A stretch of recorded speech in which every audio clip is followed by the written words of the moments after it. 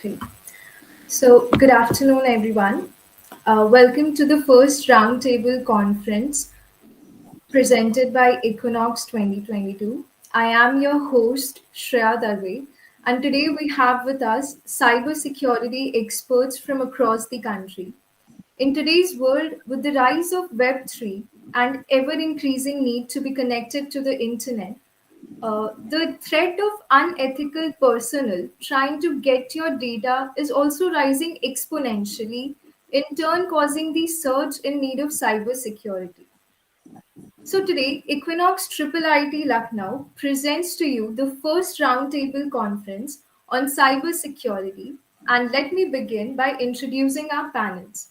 First, we have Mr. Sridhar Govardhan, a master's alum from BITS Pilani who has extensive experience in the field of InfoSec and has worked at many bleeding edge companies like Wipro and currently hold the position of Senior Director and the Head of InfoSecurity at Flipkart. Welcome, sir. Yeah, thank you. Up next, we have Mr. Koishore Roy. Mr. Koishore Roy is the engineering manager at Savo Labs, set to make passwords and ODPs extinct. He is a very experienced person in the field of cybersecurity, and we are glad to have him here with us today. Welcome, sir. Hey everyone, thank you. Last but not least, we have with us Mr. Anit Basu Thakur, who is currently the Associate Product Manager at DotPay and is an expert at manipulating data and generating insights. He has worked extensively in the industry, and we are elated to host him here today. Hi Hello, Shreya, sir. hi everyone. Glad to be here.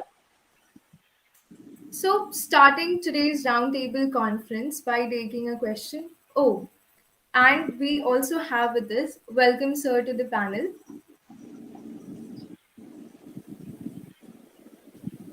Hi all. Hello. So our fourth panelist for today is Mr. Ganapathi, who has a PhD in data analytics, information systems, and enterprise resource management from UC Irvine. He has extensive experience in the fields of now, and we look forward to learn from him today. Hello, sir. Welcome to the panel discussion. Okay, so let's start our panel discussion by taking the first question, which is how is cybersecurity relevant to any company, and at what stage is it crucial for businesses to consider the role cybersecurity plays in the company? Starting with you, Sridhar sir. Okay, thanks, Shreya. So, I remember earlier it was only large companies which were to be worried about cybersecurity. So today there is no barriers. I mean, a mid-sized company, small, and even startups to a great extent are targeted for various reasons. I mean, one could be the data, one could be the financial transactions what they have, or the wealth of IP what they own. So that's the state today. And who should worry about cybersecurity? Anyone to everyone today should worry, because the digitally everything is kind of changing the game everywhere. And we know that what has transformed in the last 5-10 years has been huge. I mean, huge amount of data, what was all physical, what was more virtual, I mean, logical, is moved to more of digital today. Take, for example, the transaction itself. Very hardly we do any physical transactions, right? It's all more digital transactions, and that has led to a lot amount of data being gathered in one place, or the place where it is all done is accumulated. So that is leading to a lot of bad actors focusing those. Now, where should the journey start? Journey should always start at when the business is at the start itself, right? So the incubation period is when you have to think about security also. So today there is nothing like I will wait for my company to grow and then I will add my cybersecurity, or I will wait for certain amount of customers to onboard and then I will do cybersecurity. It doesn't work. So you have to kind of bake it in when you're incubating something or when you're ideating something. So that's the phase the security has to be baked in. So hope that's my view, and happy to hear from my co-panelists also share. Yeah, that was absolutely right, sir. Anything to add, Sir Anit, sir? I do agree with Sridhar.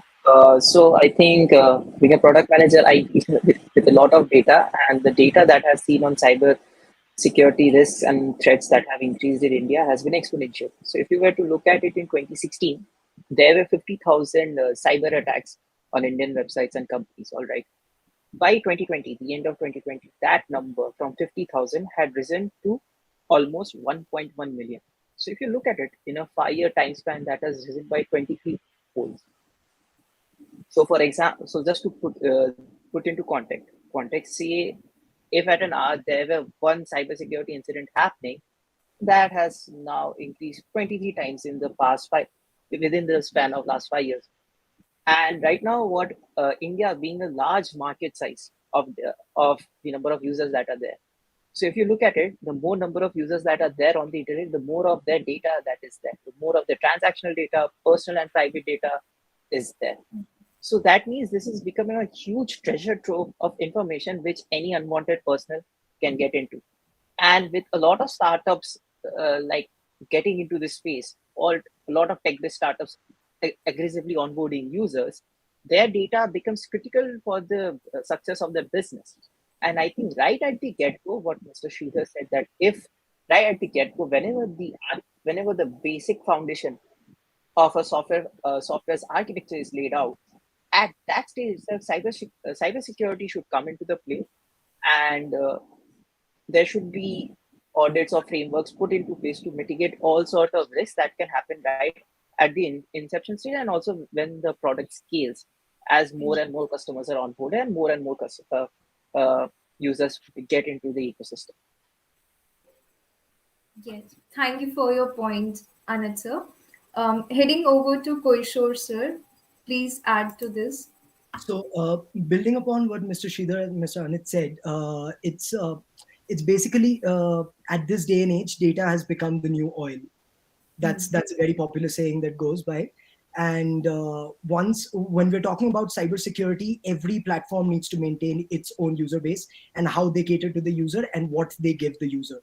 So once, if that data is targeted, if you do not have proper cybersecurity practices in your pipeline, and that data is targeted and or leaked, that can be used in multiple different ways. So for example, if you're storing personally identifiable information, it can be used to target people in different ways. The least harmful way would be targeted marketing, but there could be malicious attempts on that as well. So cybersecurity from the get-go is always a good idea, because prevention is always better than cure.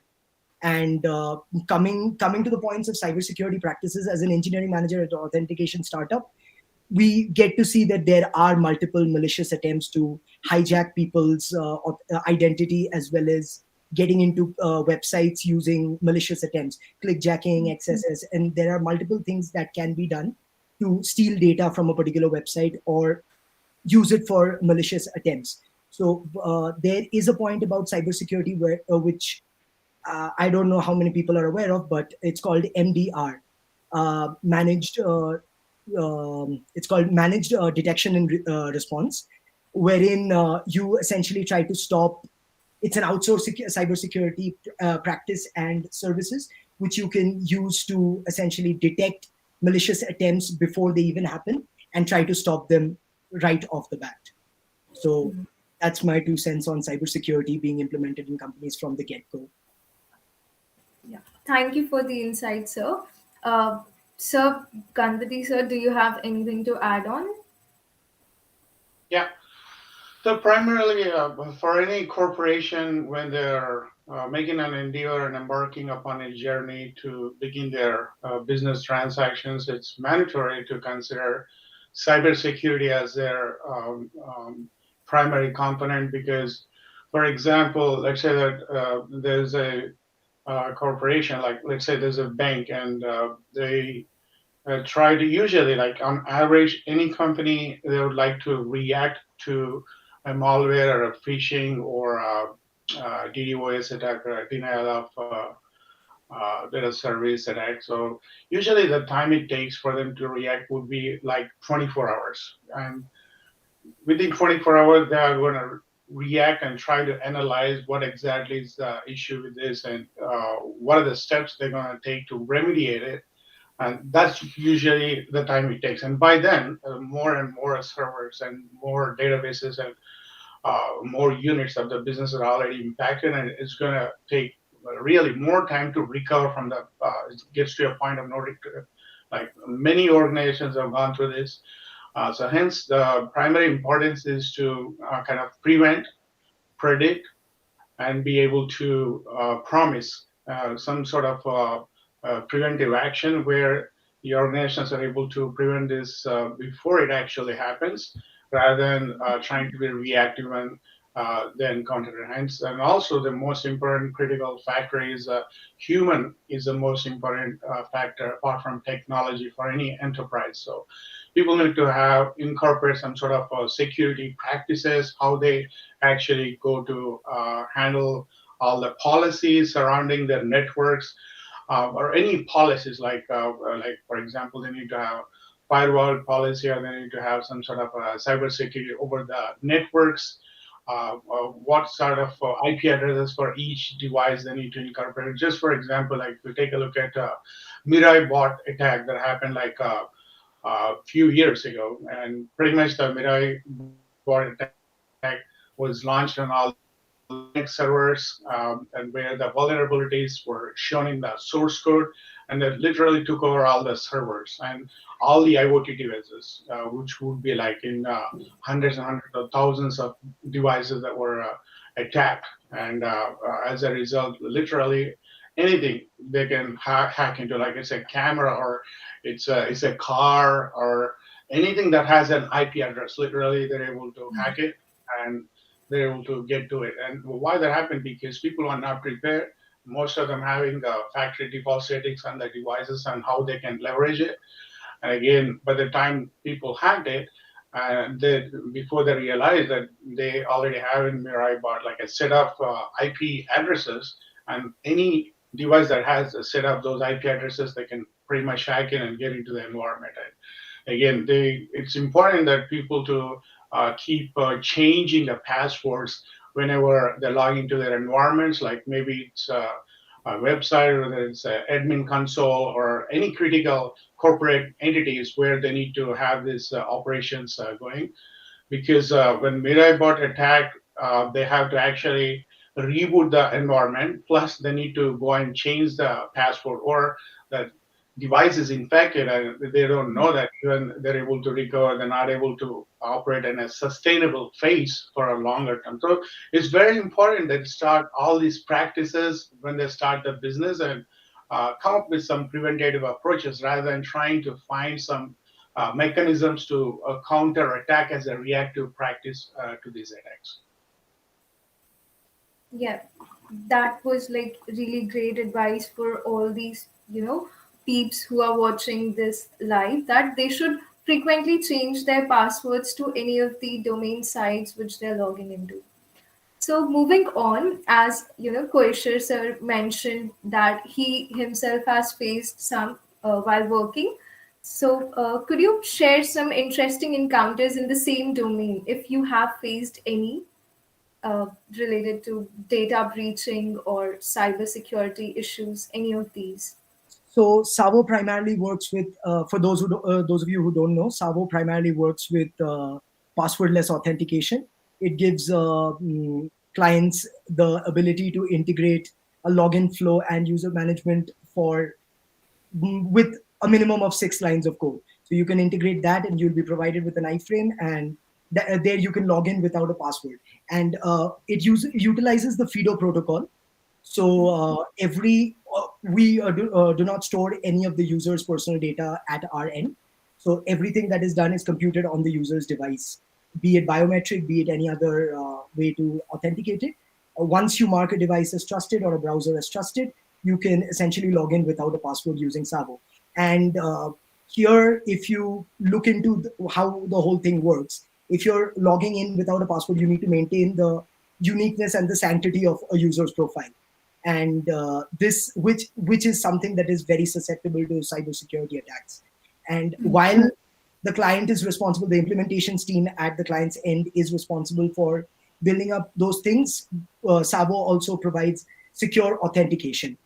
So whenever a client comes, or whenever an end user of the client comes in, they can try to log in with an identifier, be it a phone or an email as said by the client. And if they're logging in, it's completely secure, the payload that goes in. And once they trust the browser, other apps that are integrating Sabo can log in off the bat without OTPs. So that is one less thing for the user, for the clients of Sabo to worry about. You do not have to worry about storing passwords. You do not have to worry about hashing them, unhashing them. It's just the user's personal device that can access that particular app. So not that I can say that I have encountered any breaches of sort, but there are multiple ways that can be breached, and essentially every day we're working towards fixing it, having a prevention towards it, because like I said before, prevention is always better than cure. Yeah, thank you for sharing that with us, sir. Does any other panelist have to add on if they have encountered any such breaching in this domain? I personally haven't in the companies that I've worked in the past, we personally haven't faced any breaches, although we have seen that there have been attacks on our servers and there have been attempts to steal critical user data from our databases. We all know that I think one of the breaches that which really fascinated me and something which I could see firsthand was the Domino's data breach. So those who are not aware, like last year around in May 2021, Domino's India's user data was breached and it was put up on sale on dark web for 2 bitcoins. They had put up all the database records to be accessed through search. Like they had built a search engine on top of all the data that was available on a malicious on a URL which was basically not discovered like to Google search. Like it was basically a random hash of keywords and numbers, and that was the URL. So we discovered that URL. We checked that out. It was terrifying to be told that you could basically get personal data, behavioral data of users just by searching their email ID or phone number.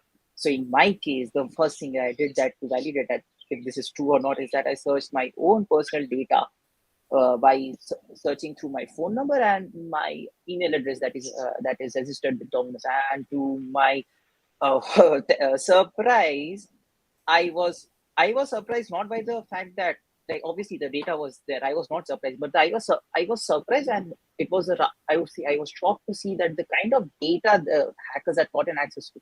Like they had the data of what was the last order you had placed, what all channels you had ordered from. So whether it was Swiggy, Zomato, or you had placed directly with Domino's, that was there.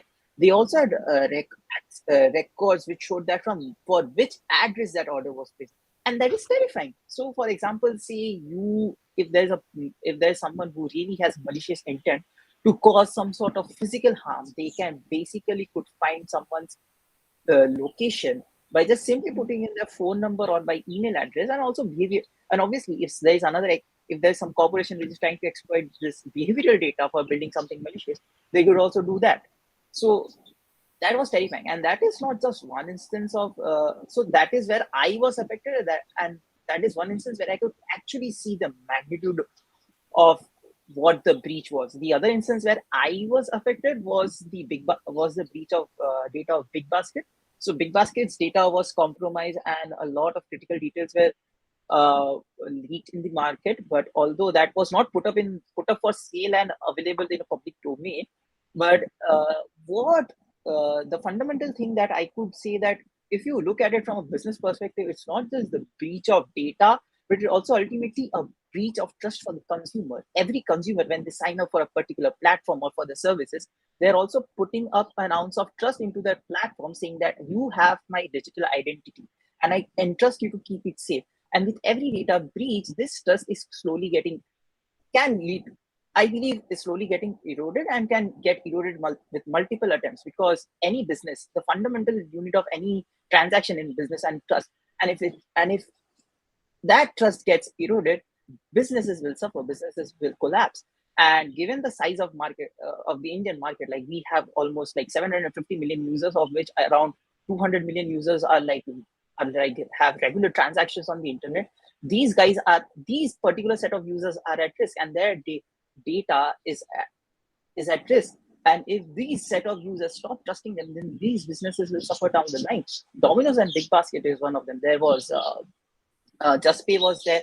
Air India also had faced a similar attack, and there are many other attacks which probably don't even which we are not even notified of, because of the fact that these businesses are small or don't have a scale as compared to all these large corporations or these startups which have large user bases. So this is we're just scratching the tip of the surface here, but the fundamental point that needs to be reiterated again is that any business or any business which is run digitally on users' data is built on trust, and that trust needs to be secure right from the start, and even when the business is scaling through implementing effective cybersecurity practices. Yeah, you're right about that, sir. Thank you for sharing that information with us. We have some of our live watchers. They have posted few questions. So let's take one of those. Um, Gaurav Kabra has asked, any precautions when accessing sensitive information from a public server to avoid breaches like key logging, etc.? So, Sridhar sir, do you have any insights on these? So what I could understand, Shreya, is how to secure my data when accessing public site, right? That's a question. Yeah. See, I think the co-panelist also talked about the various breaches which has impacted, right? So today, there is very minimal data which is not known to the world. If you take your what Ankit was talking about, right? There is a website called Have I Been Pwned? So you can just go there and then put your email address and phone number. It will tell you in how many breaches your email address or phone has been seen. So whenever required, right, follow the principles of minimal data sharing. So you need to kind of give what is very minimal for it. And I have seen a lot of times people throwing a lot of information, personal information about their stuff in the social media platform, and pictures. We don't even bother to remove the geotagging of pictures. So whatever pictures you click, the mobile phones capture your geotagging, and that kind of says the location of where you've taken the pictures also. So there are a lot of information which gets gathered, accumulated for a person, and that individual's information is it is kept on building over a period of time. Your address, your picture, your pattern of your behavior, and so this is the internet age, and whether you like it or not, the profile of a person is getting built in different ways in the internet. So you have to be very cautious what you share, what you kind of put, where you kind of store.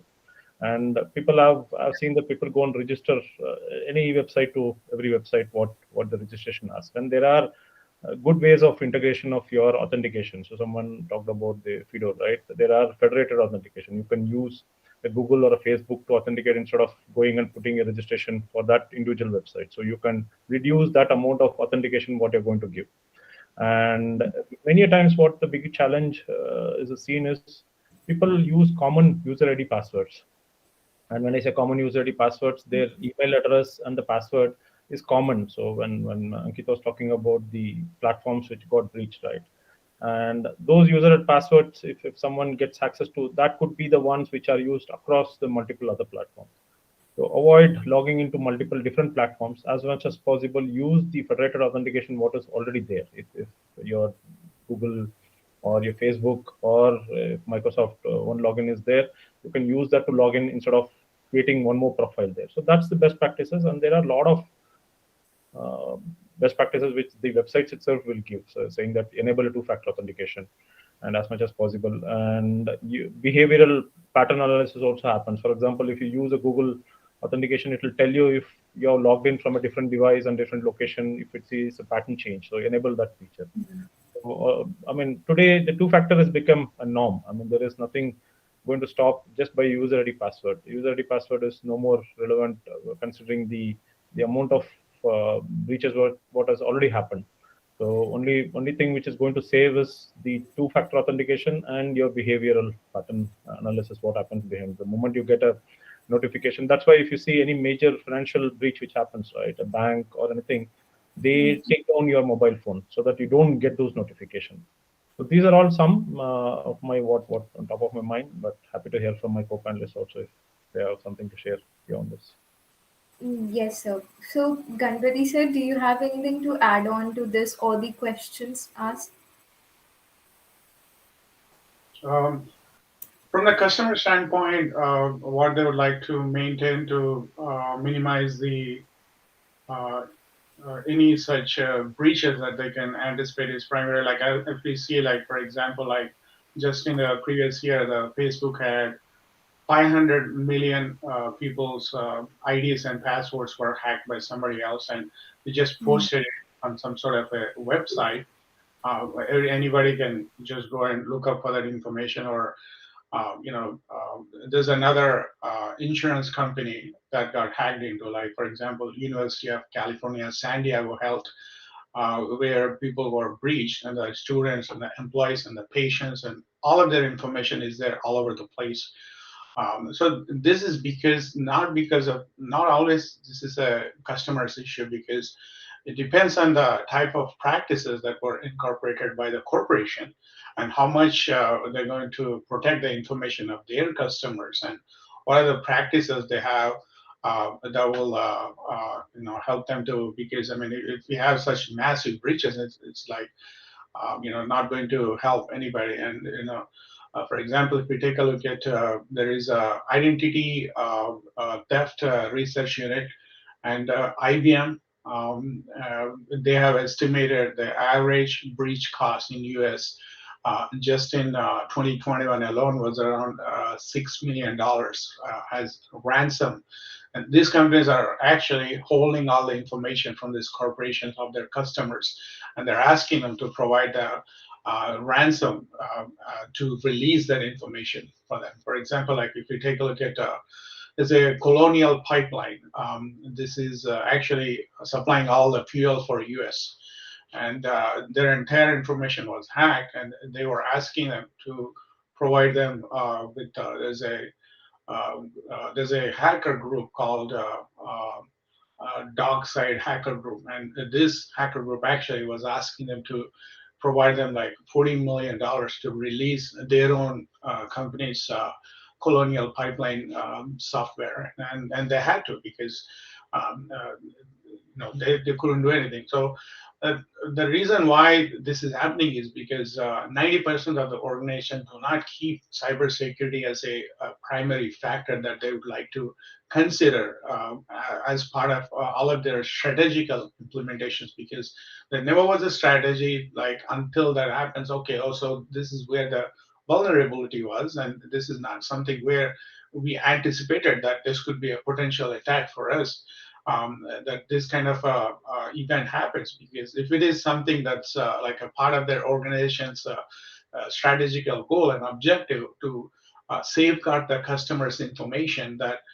they're not going to be breached, then they're going to actually be able to incorporate a lot of such mechanisms. Like maybe it's a intrusion detection software to kind of find out, like whenever there is an incoming intrusion, it alerts. And as we just spoke about the there's a UEBA, the user behavior analytics. So when customers log in and then they have a pattern that for example, like if you're implementing any deep learning and machine learning cybersecurity software tools, for example, like we have like Deep Instinct, or we have Dark Trace, we have Sophos, we have IBM Q Radar Advisor, a number of machine learning and deep learning algorithms perform this network analysis. They learn the habits of the people and the patterns, how they log in, and they kind of get an understanding how this is how it works based on the user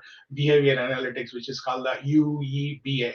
So they check and they understand there's something wrong the way they're logging in, or even the, for example, usage of a credit card they purchase in a location completely, not part of the pattern. And all of a sudden, somebody is residing in Arizona, you start using a card in Colorado, which they never used in their entire history. So the algorithm learns itself that there is something going wrong in terms of the usage of this credit card. And it has been compromised.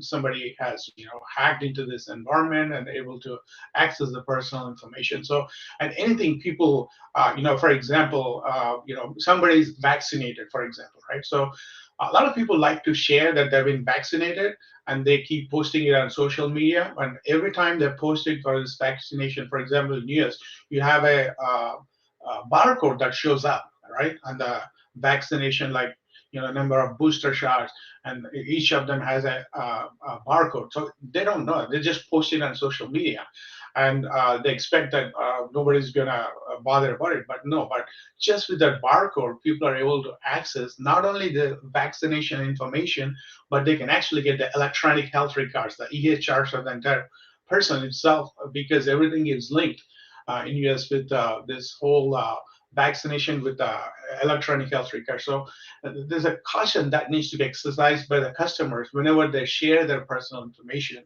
especially anything that involves some sort of barcodes, any personal information that they're sharing. They can easily access the entire thing, because there are a lot of hacker groups that have been successful in accessing all the health records and vaccination. Like I spoke about University of San Diego Health, that's how it was breached. So they always need to take a look at the type of digital information they're sharing. This is something that is safe to share or not. So they need to check the best practices before they actually post it on social media environments. So going along the same line, what Sir told, do you think our current authentication method is up to date or is enough, or do we need to move forward to something new which we haven't been already doing? Like considering the fact of so many breaches online, as all of you mentioned, such big established firms are getting breached online. So I is it right that it's time we move on to something new authentication method which we haven't been doing yet? Um, any one of you, if you have anything to add on this? So I would say that the deep learning algorithms are the best, because deep learning algorithms are not having a fixed algorithm. So, for example, if you're talking about network analysis, so it dynamically learns on the fly. It's not like a fixed written code that looks for a particular type of events that are occurring. It's always going to scan out for dynamic patterns where there's something evolving and learns on the fly. And for example, like Semantic has implemented a software like that.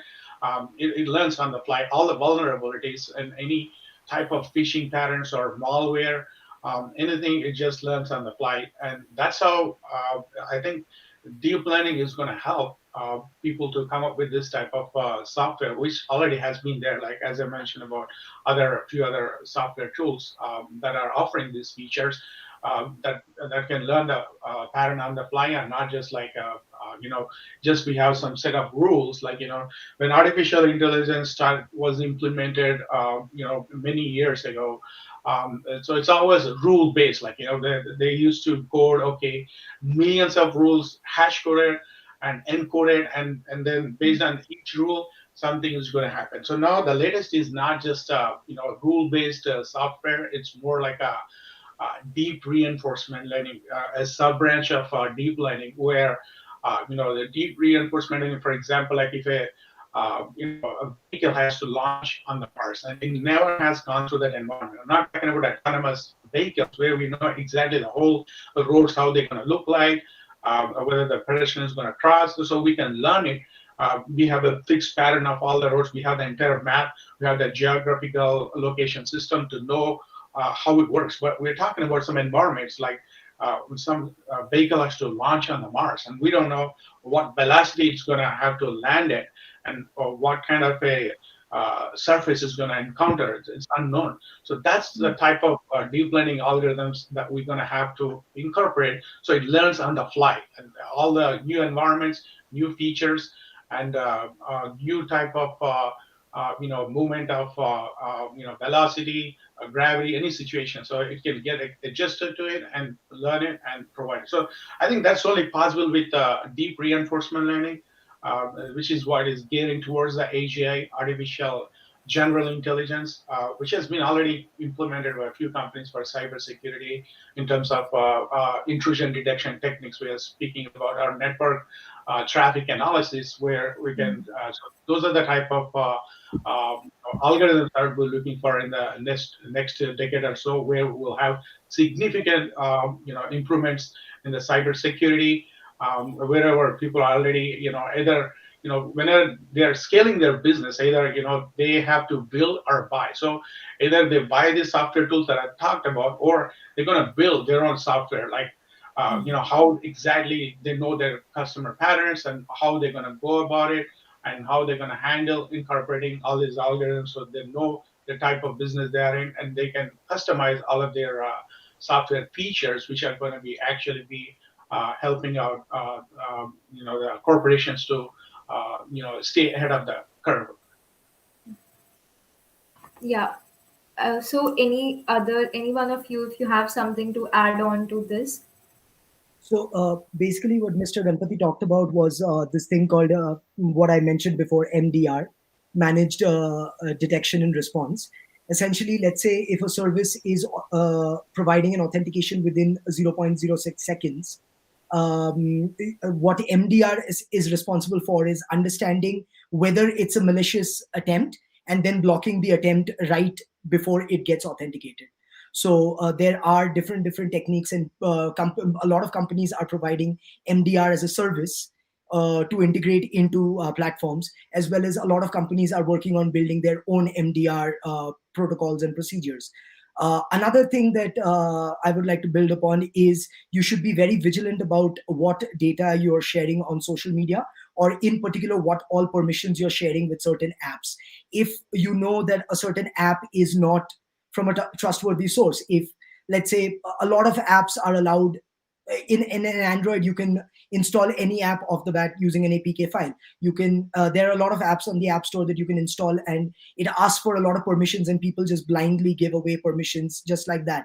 And that data, once it reaches, if the app was made using malicious intent, if that data reaches even the creators of the app, that can be used for different purposes. For example, a personal anecdote that I recently encountered was a person was taking a loan from a particular app which was not well trusted or well known. They installed the app on their phone, and the app took permissions to view the person's entire contact list. And 2 to 3 days before the loan date was supposed to be the day the loan was supposed to be repaid, a couple of days before that, the person started getting calls from the company, and soon they started getting sort of blackmail messages from the company saying, these are your contact list, we will start contacting people in your list. And they started harassing the contact list people, saying, this person that you know has taken a loan from us and is not paying up. So that is a very scary thing that I noticed, and this is within the last month that I encountered this incident. So there are people so building on what was said before, cybersecurity begins at a personal level as well. So the onus is on the company that you're providing your data to keep your data safe, but it is on you to keep your data with you as well, and limit the amount of data access that a particular company has about you. And again, as a best practice, I was talking about the customers, not just the digital information, even the physical information. For example, people are going to the corporate travel because they work with their customer project implementation, and they check into hotels. So every time, one of this particular card that they're checking into the hotel is just enormous and unbelievable amount of information that stores. So most of the time, people just discard their cards after they check out from the hotel, they just throw it out somewhere. And the hackers are able to get these cards, the check-in and check-out cards, and they can extract that whole information from the customer. Like everything is there on that card, not just the person who checked in, the name and the date of birth and a few other attributes, but also they have their address. They have so many attributes that is there on the card. So it's important whenever they utilize checking into a hotel that they either return to the front desk, whoever is responsible for taking care of that card, so they can completely shred it, or they don't just drop it off somewhere that anybody can access and hack. And there's a lot of hacks that occurred on this incident itself in US, where they were able to get all the information just from the card itself. Yeah. So, to prevent all of these breaches from happening, there's an increase in the need of good cybersecurity professionals. And how big is the shortage of talent in the industry at the present moment? If anyone of There are you. like 435,000 job openings as of 2022 in US.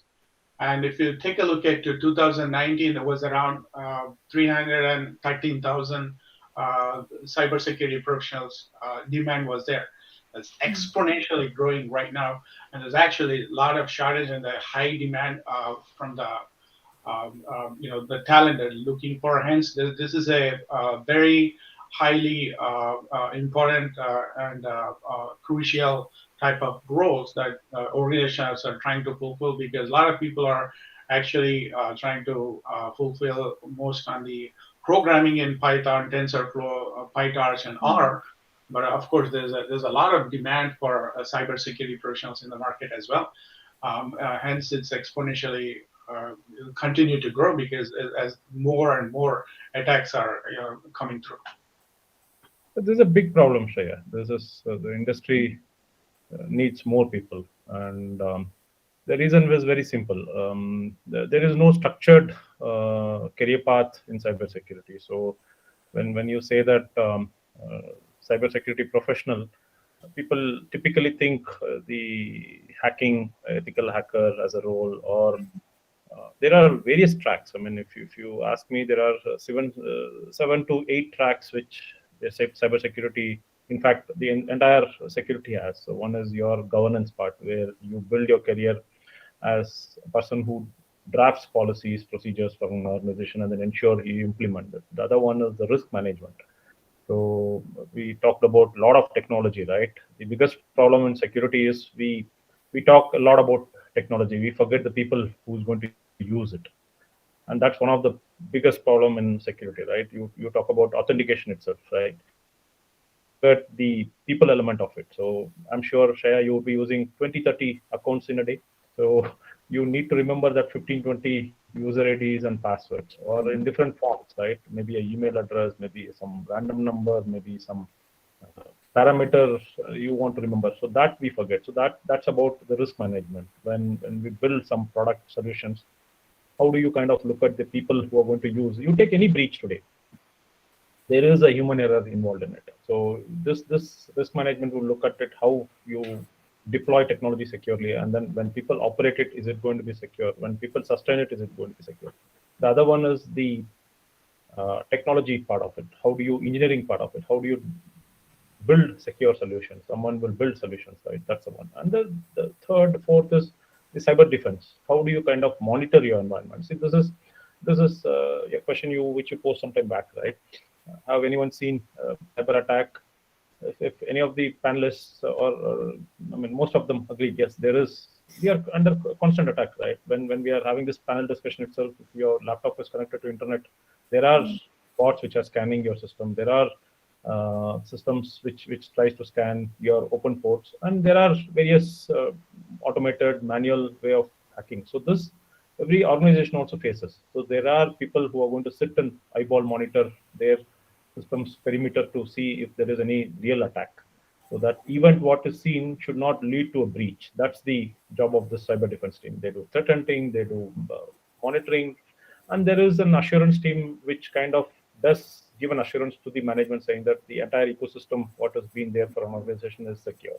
Say they do with penetration testing, they do a vulnerability assessment, they do audits, and the next is the data protection. So since a lot of industry depends on data today, so how do you protect the data right from the time you take from a customer till you dispose it of? So that's the life cycle of a data protection team. So this, if you take that whatever 5 6 I mentioned, is kind of the portfolio of jobs available in the industry today. So and there is one very interesting couple of in the cyber defense is the incident response and the forensics specialist. So there are universities which teaches only forensics. How do you take a laptop or a desktop or a server and then do forensics on it? Where did the attack start?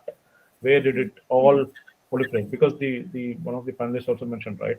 It takes good amount of time to detect and then remediate it. So these are the people who see that what was the patient zero which the attack started, and where are all the proliferation happened in the breach, the lateral movement, the northwest, the north south traffic movement, and where all the data was touched. So they are the another portfolio. So there is good amount of job. And 2022 or NASCOM did a survey.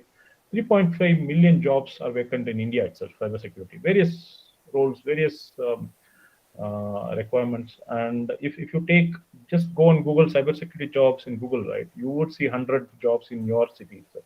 That's a minimum you would see, and different experience levels. If anyone says 1 to 5 years, definitely they are going to look at 0 years also. Freshers are also welcome. So any company which says that I have a job, at least 2 or 3 would be definitely for cybersecurity in different roles, different avatars. They would be looking at it. So this people availability is a big problem in cybersecurity.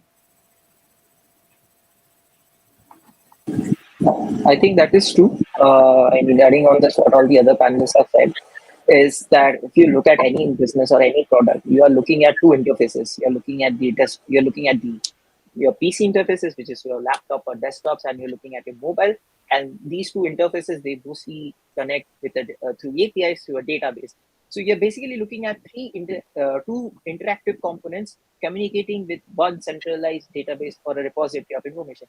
So even if you just look like these three components, I'm just giving a very I'm just giving a very layman estimate. You actually can have at least like 3 professionals who can just like deploy cybersecurity protocols in order to ensure that whatever authentication be happening from these two interfaces with the database, that is secure, and one person himself who can themselves secure the data which is stored, like be it through hashing or applying algorithms to scramble the data. And like there are multiple ways to look at it.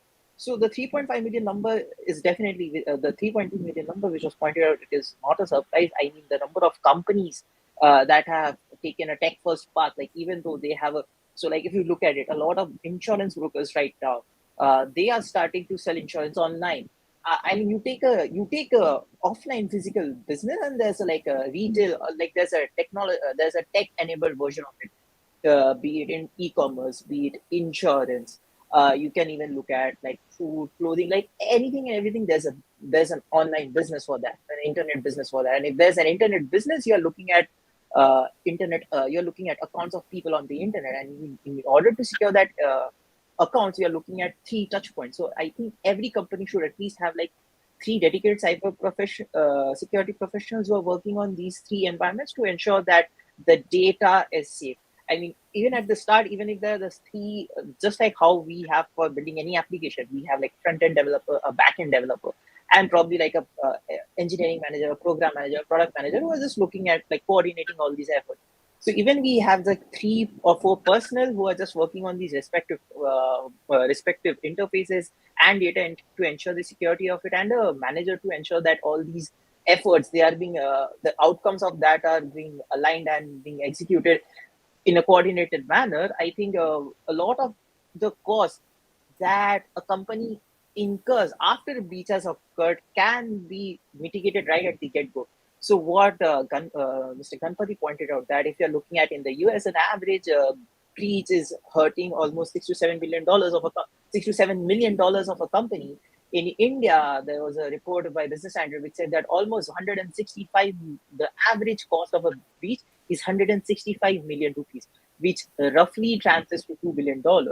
And a lot of this a lot of the breaches that happened at startups for which every dime and dollar is very important in order to scale.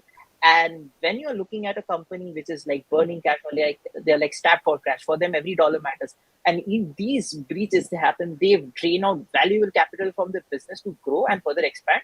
So rather than incurring that cost after the breach, like where you have to face a business loss of $2 to $3 million, you can probably hire good cybersecurity professionals for a fraction of that cost and mitigate all these attacks and the eventual business and monetary loss right at the get-go. So it's important, I think, that every company, whenever they are starting out on a project or a product, they should at least have 2 to 3 cybersecurity professionals, even if it's a small project. And later, when it scales, the number of users scales, the complexities and the systems scale, then obviously there should be a dedicated team, like how we have dedicated team for almost every company. There's a dedicated team for engineers. There's a dedicated team of HR professional. There's a dedicated business professional team, operational professional team, and so on. So there should be a dedicated cybersecurity team in each and every company which uses technology, so that as and when their operations scale, their business scales, the risk of attacks will also scale, and this risk is mitigated by these dedicated teams. So right from the get-go to scaling, there should be professionals employed by each and every company in the industry.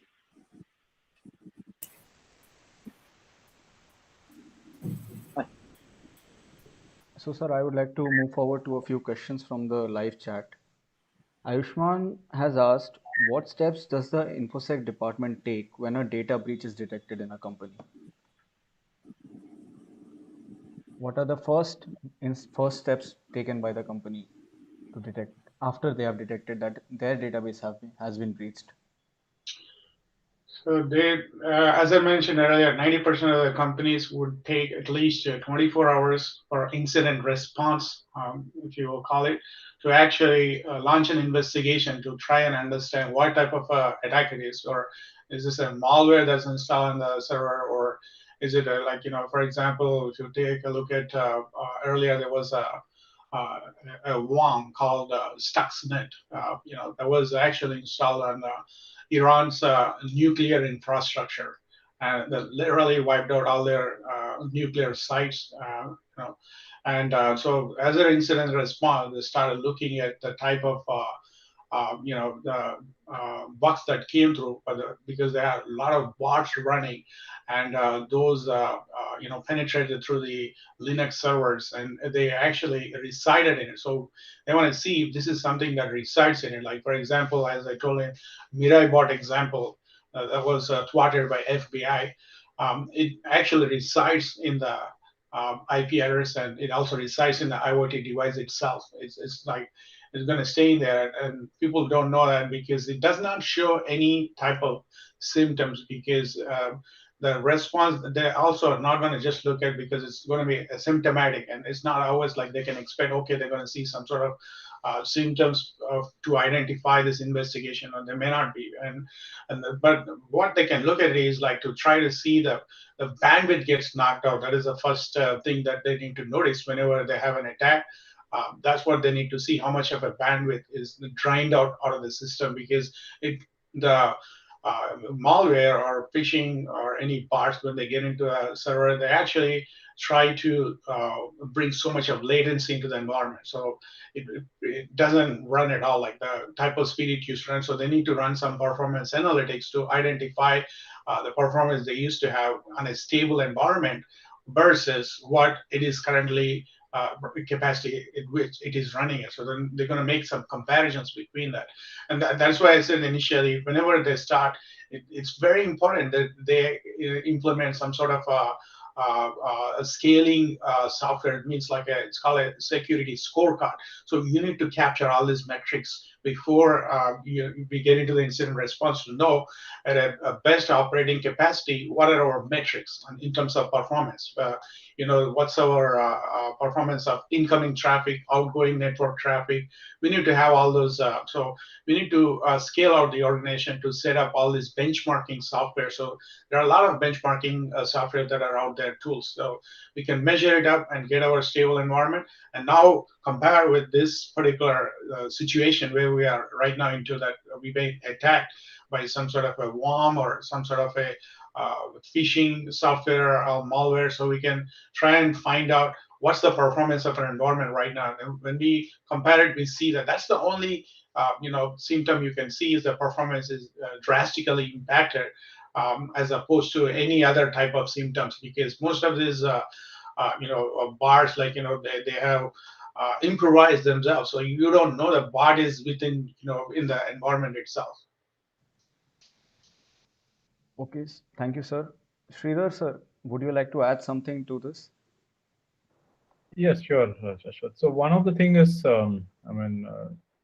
it's a panic situation. So if there is a breach, right, you cannot plan things at that point of time. So every organization which has a sizable data, or you are mature to a certain level, you should have an incident response process. So that's what organizations first intent is, to kind of handle a situation when there is a crisis.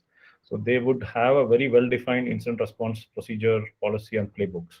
So playbooks are given to individual functions. If there is a breach, how do you react to that situation? If the procedures will talk about how do you kind of communicate with each other. The policy would say what level of authority is given to each individual. So the process typically people follow is identify and then contain the situation and implement. Containment is, I don't want, because it's a known issue. So there is a breach, there are threat actors in your environment.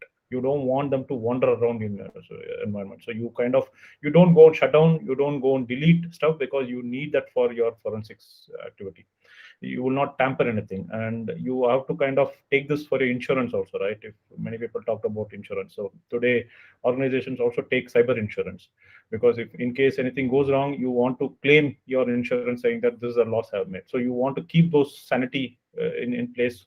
When you want to go to your insurance, you have to give reports. So there are ways to deal with that incident response procedure. So you want to keep it, the forensic procedure, you want to keep that as is. And next is you remediate the issues what has been found. If there is a gap, you go and find it and then fix it.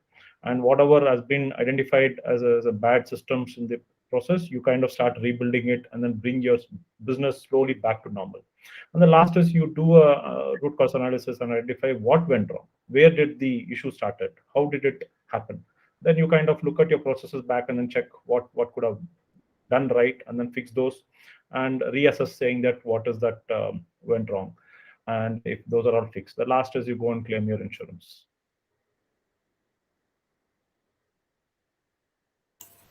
Thank you, sir, for sharing the insights with us. Shashwat, do we have any more questions?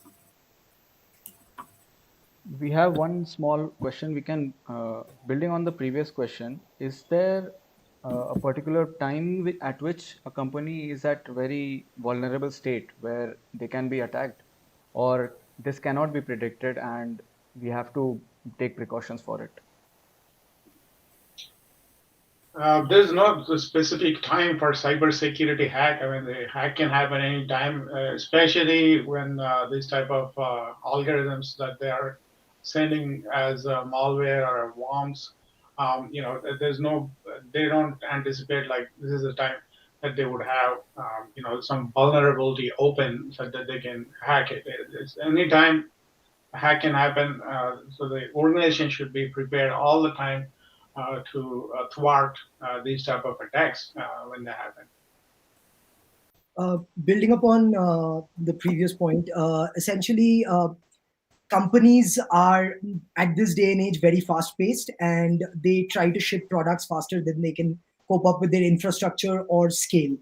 And a lot of these times, if you check out an ESR report that was published in 2019, if I'm not wrong, 70% of SOCs have pointed out that cybersecurity as a service and scaling your cybersecurity vertical is a major problem because of the manual labors involved with it. Because people are focused more on shipping products, catering to the customer service. People forget to look at data protection as a thing. So 72% of SOCs in that same report also reported that rather than 2 years ago, it's become more and more difficult to scale cybersecurity verticals because of the rate at which vulnerabilities have been identified, and different techniques of hacking and malicious attempts on your servers have popped up over the last 2 years. So that is also a problem. While there is a need for cybersecurity professionals across the globe in every different type of companies, be it large scale, be it medium scale, and be it startups. But there are a lack of people in this field as well. So one scalable solution would be automating it. But then we are still at a very nascent stage of automating it using deep learning, unsupervised learning on network pattern, understanding people's login patterns, understanding people's data usage, data sharing, and everything, and then essentially blocking malicious attempts based on that. So, would anyone like to add anything to that? Okay, so wrapping up this session, what advice would you like to give to the upcoming generation of cybersecurity experts or people who are trying to persuade cybersecurity as a career? So let's take one statement from each. Sridhar sir, starting with you. This is an unexplored territory for many. I think people think that cybersecurity is only hacking. So this is much beyond that. You can an entrepreneur, you can innovate. Trust me, if I could take the liberty and then say this, right? Cybersecurity, I mean, needs a lot of innovation, and we are living in a tools and technology which are signature based and doesn't work today. So we need a lot of innovation. You can be an innovator. You can consider this as a domain and then innovate. And trust me, there are a lot of investors who are looking for investments in this space. So you are most welcome. And by 2025-26, this is going to be almost a 300 billion industry, the cybersecurity, whatever you can take of product, a solution, or the services, or providing technology. So this is the whole industry space. What pie you want to be, it's up to you. So definitely we welcome a lot of innovation, a lot of new minds, and a lot of new thoughts in the space. Thank you. Thank you, sir. Koishore sir. So what I feel is data protection in general is something that begins at home.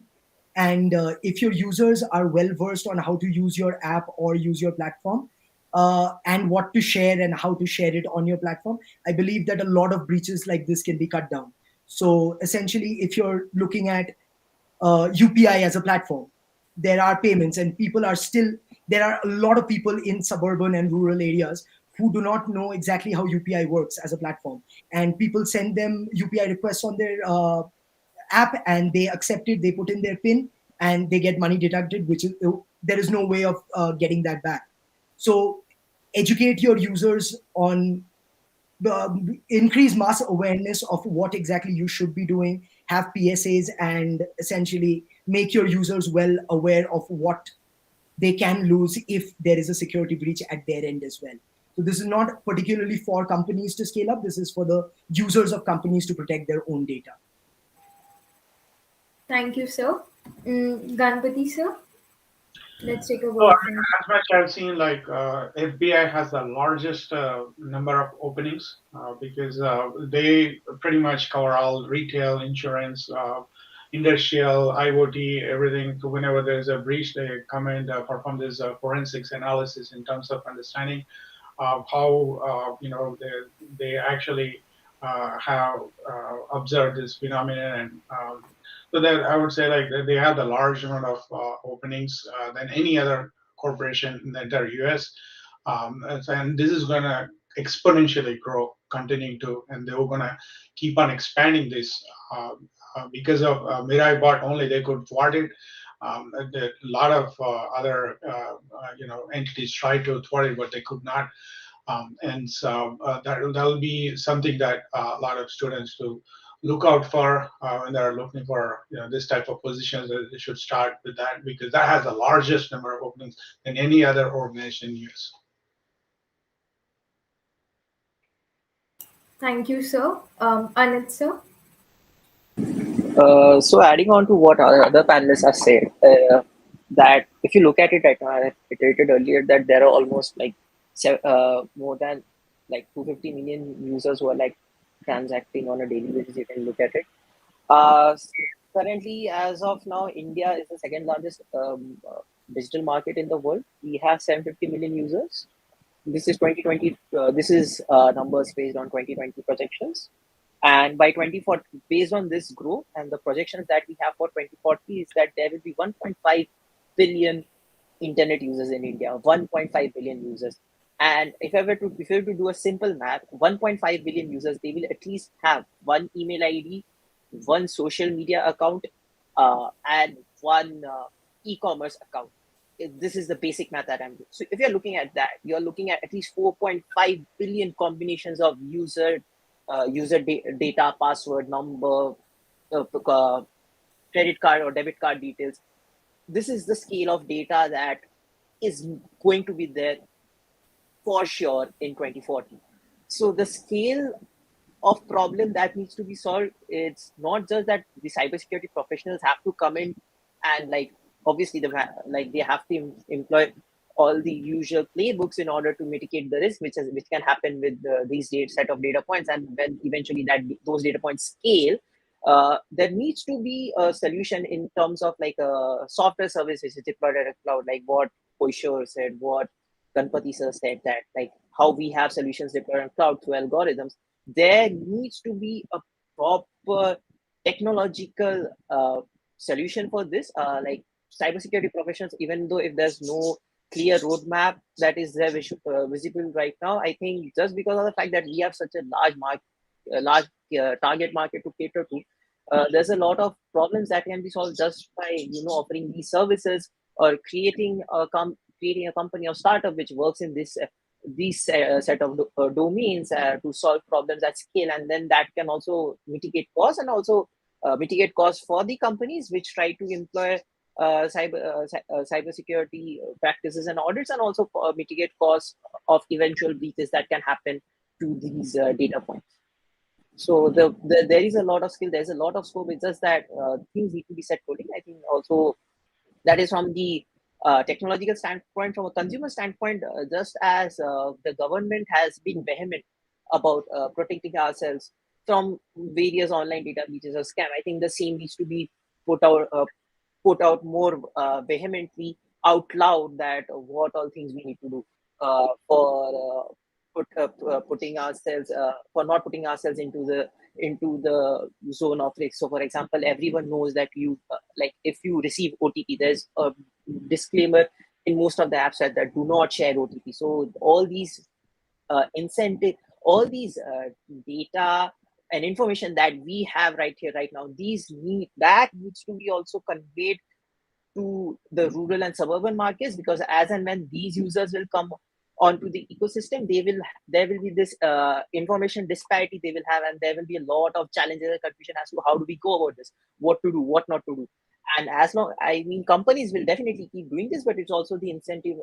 The incentive needs to be taken at the government's level, that they should also put out information brochures and other PSAs to ensure that the data that whichever citizen of any country or Indian citizens that we're talking about put out, they do it responsibly so that they don't put themselves and others at risk. So that's what I have.